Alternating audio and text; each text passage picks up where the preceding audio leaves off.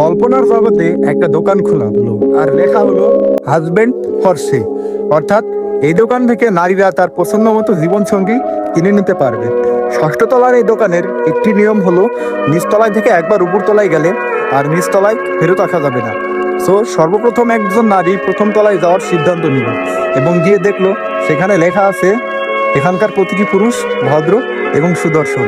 নারী ভাবলো দ্বিতীয় তলায় যাবে এবং দ্বিতীয় তলায় চলে গেল এবং সেখানে দেখলো এখানকার প্রতিটি পুরুষ ভদ্র, সুদর্শন এবং চাকরিজীবী।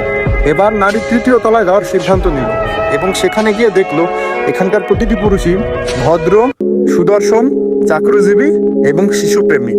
নারী ভাবলো চতুর্থ তলায় নিশ্চয়ই ভালো কিছু অপেক্ষা করছে, তাই সে চতুর্থ তলায় যাওয়ার সিদ্ধান্ত নিল এবং চতুর্থ তলায় গিয়ে দেখলো এখানকার প্রতিটি পুরুষই ভদ্র, সুদর্শন, চাকরিজীবী এবং শিশুপ্রেমী এবং প্রতিটি পুরুষেরই একটি করে বাড়ি আছে।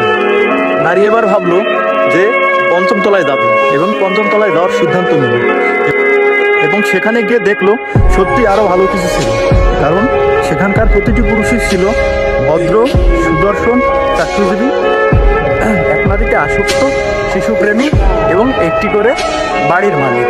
সো নারী এবার ভাবলো ষষ্ঠ তলায় নিশ্চয়ই আরো ভালো কিছু অপেক্ষা করছে, তাই সে ষষ্ঠ তলায় যাওয়ার সিদ্ধান্ত নিল এবং সেখানে গিয়ে লেখা দেখলো কোনো পুরুষই আপনাকে আর সন্তুষ্ট করতে পারবে না, আপনার জন্য কিছুই নেই। সো আমরা জীবনে এভাবেই অনেক ভালো কিছু পেয়েও মূল্যায়ন করতে পারি না, হারিয়ে ফেলি। আর হ্যাঁ, এই কথাটা শুধু নারীদের জন্য প্রযোজ্য নয়, সবার ক্ষেত্রেই প্রযোজ্য।